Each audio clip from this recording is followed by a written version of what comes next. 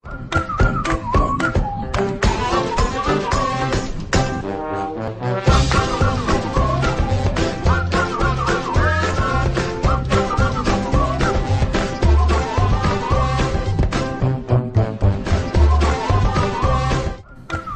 kasih Anda bergabung lagi di Wimar Show.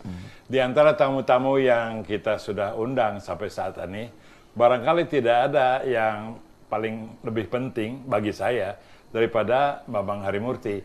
Pertama, kalau dia itu masih CEO, Chairman Tempo setelah karirnya dimulai di tahun 80-an sebagai yang waktu saya kenal Anda itu sebagai reporter, kepala Biro Jakarta dan sebagainya.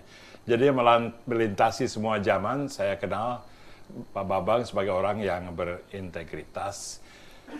Selain itu, saya juga punya kesamaan dengan Pak Bambang, yaitu sama-sama sarjana elektro. Elektro, ya. Yeah. Yang tersesat. Ya, cuman dia lulus di ITB, saya drop out dan melanjutkan ke tempat lain. Dan dari dulu saya tahu kalau kita bicara dengan Bambang Harimurti, tidak usah bicara perkembangan pers, kebebasan suara. Tentu beliau ahli dan mendapat award di macam-macam hal itu. Tapi terutama Pak Bambang itu punya wawasan statesmanship, kenegarawanan.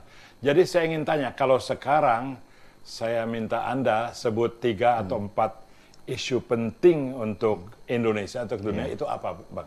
Kalau untuk Indonesia ya, saya kira tentang bagaimana partai politik mendapat dana. Itu penting karena semua sumber korupsi saya kira sekarang berkonsentrasi pada partai-partai yang mengumpulkan uang untuk pemilu.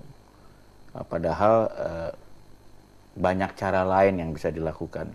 Misalnya kalau kita berkiblat pada negara-negara Eropa Barat, itu partai-partai politik tidak perlu mencari uang. Karena kalau dia bisa membuktikan dia punya pengikut sekian, maka oleh pemerintah akan diberikan dari dana. Negara ada pembagian dari uang pajak. Uang pajak ya. Karena dikembalikan pada penerima pajak. Jadi kalau misalnya saya menyatakan pendukung partai A gitu, nah nanti partai A akan mendapatkan bantuan dari negara. Oke, kita akan tangguhkan daftar topik yang lain. Ini aja saya mau perdalam sedikit. Mengapa ini seakan-akan menjadi menggila-gila sekarang? Pada saat sistem multipartai tahun 55, ya kita berdua belum ada, tapi tentu kita belum ada di masyarakat. Tapi tentunya kita bisa baca, apa waktu itu tidak ada masalah keuangan. Pada zaman Soeharto ya nggak ada partai lah sebetulnya. Ya. Tapi pada zaman Orde Lama misalnya, kan ketika itu mirip sekarang. Waktu itu banyak menteri-menteri dari partai ya, ketika pada awal-awal pemerintahan Bung Karno. Itu kan juga kita lihat mulai korupsi untuk partai-partai begitu. Betul juga ya. Kasus Iska, kasus macam-macam. Tapi sekarang soalnya uangnya besar, terus orangnya juga terampil politik, terampil bisnis. Tapi kalau mau diatur lebih baik, bagaimana? Kan kalau mau dibiayai negara, negara harus ada revenue. Sekarang pajaknya aja tidak dibayarkan oleh orang yang... Iya, saya kira itu juga antara lain terjadi karena korupsi, dan korupsi itu ya antara lain karena partai politiknya juga korup. Saya kasih contoh, misalnya kita baru aja terakhir lah, PKS itu kan partai yang baru sekali, dan awalnya kita tahu didirikan oleh orang-orang yang idealis ingin bersih gitu. Ternyata belum berapa lama ikut, belum di kekuasaan di pusat, baru di pinggiran dia sudah terjebak dalam kegiatan korupsi. Yang disangka korupsi itu memang bukan termasuk pendiri yang idealis. Ya. Apa betul begitu? Ya biasanya sih memang itu juga salah satu faktor, dan saya kira mungkin Bung Ibarra juga memperhatikan. Kalau ada satu partai awalnya didirikan ramai-ramai orangnya idealis, kemudian ternyata dia dapat dukungan rakyat.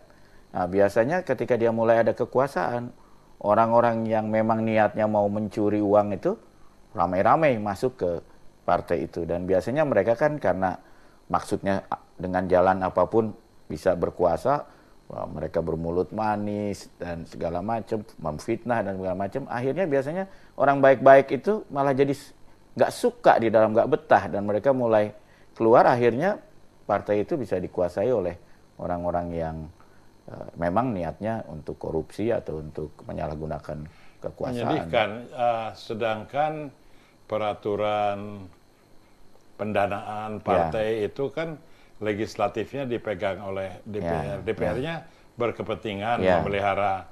Sekarang jumlah partai aja ada yang berkepentingan, jangan terlalu banyak di atas 10.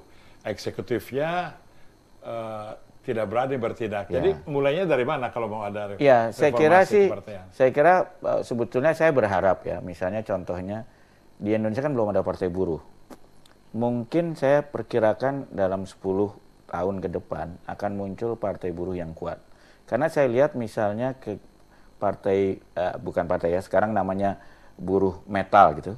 Itu satu-satunya organisasi besar yang saya lihat mampu hidup dari iuran anggotanya. Jadi mereka punya dana buruh metal, apa ada federasi pekerja metal, apa saya lupa namanya. Mereka punya lebih dari 50.000 anggota, dan dalam 1 tahun pengurusnya itu punya dana 9 miliar lebih. Wow. Oke, kita break dulu, kita lanjutkan mengenai pembicaraan mengenai pendanaan partai. Wimar Show.